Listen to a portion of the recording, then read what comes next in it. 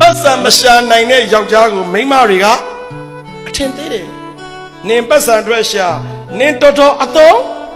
မကြတဲ့ယောက်ျားနင်ဘာမှလည်းမရှာနိုင်ဘူးကြည်စမ်းနင်တော်တော်ညံ့နေဆိုင်မွန်ကမိန်းမကိုပြန်မပြောရက်ဘူးပြန်မပြောရဲလို့မဟုတ်ဘူးပြန်မပြောရက်ဘူးဆိုတာမေတ္တာနော်ပြောရင်ရတာပေါ့မင်းပါးစပ်ပိတ်ထားလို့ပြောရင်ရပြီမယ်ကျွန်တော်တို့ယောက်ျားတွေမိန်းမကိုပြန်မပြောတာဟာကြောက်လို့မဟုတ်ဘူးနော်ပြန်မပြောရက်တာ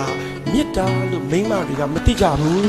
မိန်းမတွေကတော်တော်ခက်တယ်ပတ်စံရှိတဲ့ယောက်ျားမှာအထင်ကြီးခြင်းနဲ့အိုးအိမ်တော်ရှင်မိန်းမအပေါင်းတို့ပတ်စံကိုအရေးမကြီးဘူးလို့အကျွန်ုပ်မပြောလို့ပါပတ်စံကိုအရေးမကြီးဘူးလို့အကျွန်ုပ်မပြောလို့ပါအိမ်ရှင်မရေ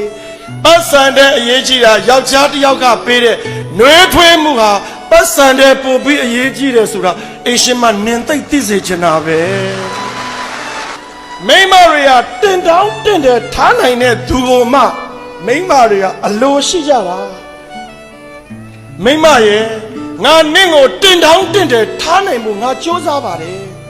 တင်တောင်းတင်တယ်ထားနိုင်တာလဲအရေးကြီးတယ်လို့တင်တောင်းတင်တယ်ထားနိုင်တာတဲ့အရေးကြီးတာကနင့်ကိုငါအမြဲတမ်းဘာပဲလုပ်လို့ဦးစားပေးတယ်လေဦးစားပေးခြင်းဟာတင်တောင်းတင်တယ်ထားခြင်းတဲ့အရေးကြီးတယ်ဆိုတာအိမ်ရှင်မတွေမသိတာတော့တော်တော်မိုင်မဲတယ်ကွယ်